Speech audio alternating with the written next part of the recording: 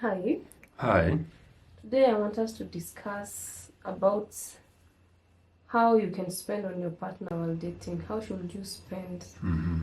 What is the line between being extravagant and being stingy? Mm-hmm. Thank you very much for the question. And just as we start, maybe for our viewers, this is Talent House Coaching, and we are here to encourage you, equip you, empower you, inform you, impact you, and also inspire you. So, back to the question on how you should spend on your partner while dating. Is there anything like extravagance? Is there anything like being stingy? Yeah, it's true. And I think the point here is striking a balance. And there are several things we need to ask ourselves when we discuss about this matter. The first question we need to ask is, why are we spending?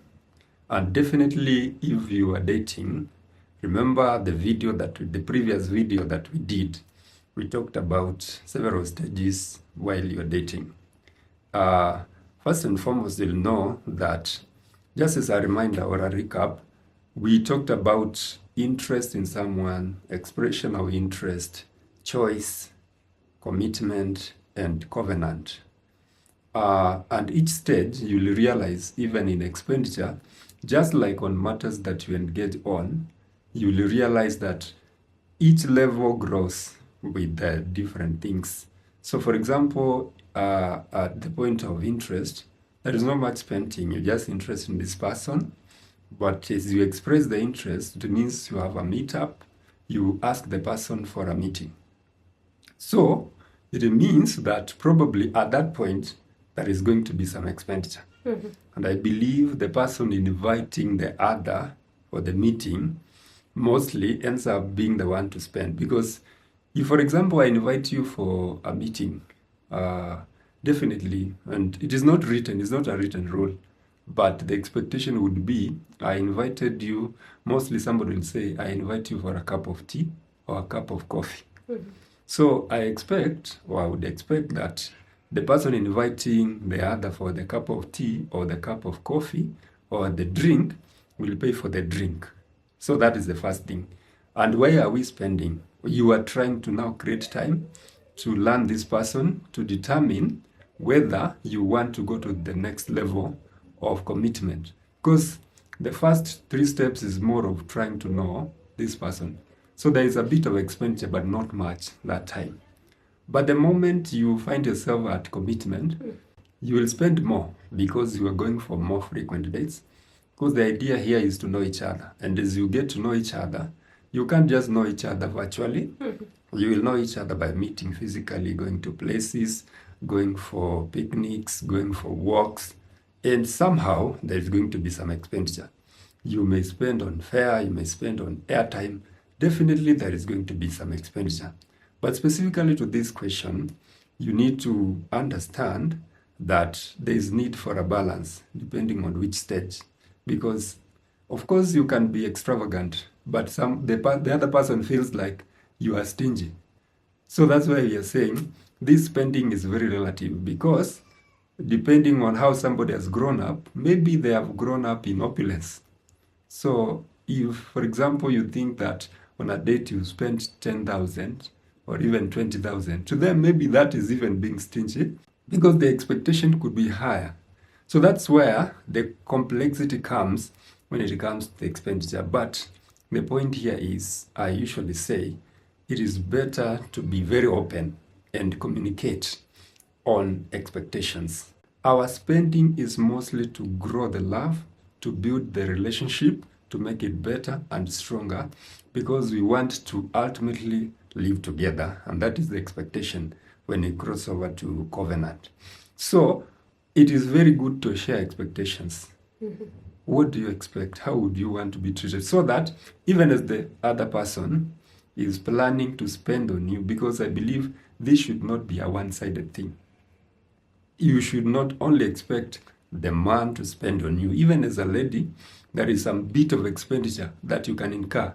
You can decide once in a while, I'll buy him something. Or once in a while, I'll pay this bill. Once in a while, I'll do this. So that means both of you should share expectations. You should be able to communicate openly so that even as the other person thinks of spending on you, it is going to be something that is meeting an expectation. Otherwise, I may buy you flowers and you don't like them. Or someone may buy you a shoe and you like the shoe. So if those expectations are shared, it helps a lot to meet the needs. But a caution here, I usually tell men, especially men, do not spend to impress beyond what you can sustain. For example, you do not need to hire a car to impress the lady taking her for a date. And you know very well you may not afford it every other time if you don't have your car. So you better be open and very honest on what you can manage financially. Because this is a person you want to be very honest with. You are not impressing them and then you leave them. It is somebody you're planning to build a future with. So do not borrow money to take someone for a date. If you cannot afford that trip to Mombasa or to the coast or wherever, you better be honest as much as she could be expecting. I've seen this especially with young men where somebody can hire a Prado to just impress this lady. It will not be sustainable if you don't have a good source of income. If you can afford, well and good. It's okay as long as something that you can sustain. But do not take a loan or even borrow money to teach somebody. So that balance is very important. And also on the same, if one of you is demanding too much from the other, that also should be taken very seriously as a red flag. Because if somebody is already demanding too much beyond that which you can manage, then you should be very careful, and that should send a signal that this person can put you in financial constraints. If your aim is to cross over to the covenant side, Yes. it means you should be very truthful. Yes. Let them know what to expect. Yeah, that is the reality. The person, both of you should be honest, because dating, relationship, and marriage, all of them will have some expenditure. You will spend money. The truth of the matter is that it's going to be expenditure. So you better be very open, very truthful, very honest to one another about what you can manage. You don't have to tell the person, I can buy you a gift of 20,000 or 100,000 Kenya shillings or this much. But you can say, what are your expectations? Then with those expectations, you can tell your partner or the person you are dating, I can manage to treat you on this, and this is what I can manage. And the other person should also be open to appreciate what you can manage. I have this other one. Is it advisable to pay school fees for your partner while dating? Maybe college fee. Probably by the time you're meeting, probably they are done in their first degree, or maybe even form 4, according to our syllabus. Yeah. Is it advisable to pay their school fees for the next level when dating? Okay, a very tricky question, but a very significant one. And I will answer it in this way, that it is possible somebody can support their partner or the person they are dating to some extent. But I usually say the precaution should be that you support in a way that you can manage, number one. Number two, you should support in a way that you're very sure that if the relationship breaks, you will not feel like you have been conned or this person was targeting you for your money. So the point here is you can support, give what you can lose in dating, in a relationship. Because the moment you pay school fees of 100,000 Kenya shillings, and then maybe after you paid it 3 months down the line, 1 year down the line, or even after the person graduates, probably the relationship doesn't work. Then you feel like this person took advantage of me financially and came to my life to gain financially. I've paid their college fees, they have realized themselves, and then they are moved on to someone else. That will be very devastating. It will be very discouraging. And you may end up feeling like people of that gender behave like that. But probably you were not cautious, you are not careful, you were carried away, you got excited. I remember many years ago, I heard a story of this young man who was dating a lady, and he kept on giving her money, spoiling her, which is okay. And remember, we have said you can spoil the person as much as you can. But this man was struggling financially, but he would get whichever amount of money he gets, he's thinking of spoiling the lady. Then later on, the lady decided that she wanted to get somebody who was the ideal husband. And when during the day of the wedding, that man came to the wedding very furious. And you remember this point when the question is asked, is there anyone who has anything justifiable that can hinder these two from getting married? And that young man stood up and said that I've given this lady those years back 70,000 Kenya shillings. It was quite some amount. It's quite some time back, according to the time the story was being shared. And the young man said, I have invested a lot of money in this lady. And so the pastor or the person joining the two asked, do you want the lady or do you want the money? And the young man said, I want my money back. In the church, and the pastor asked people to contribute because he said he wanted his money. But you can see the embarrassment. So, of course, the contributions were done immediately, and the money was given to him. He left. So the point here I'm driving is it can be very embarrassing that you part ways with this person when they are talking about you, saying that, oh, I took them to college and they left me for another man, or I paid this for them, I was paying rent for them, I was doing this and that. So I would really discourage heavy investment that will break you in case a breakup happens, because it can happen. You can break up. So give as much as you can. You can support, you can help this person, but it is good to be careful so that you don't do something that will break an arm or leg in case the relationship does not work. Okay. Yeah. So we assume you're aiding, you're giving aid. Yeah. Something that you're giving just... Yeah, what you can You're not expecting anything in return. Yeah, give expecting nothing in return. And that is even what the Bible teaches us. Sometimes even the person could be needy and genuinely in need, and they need your support, and you have the money, you can support, you can give, but give freely and maybe expect. If they give back, well and good, because they earn the respect. If they promise to pay back and they really pay back later, that means they can be trusted.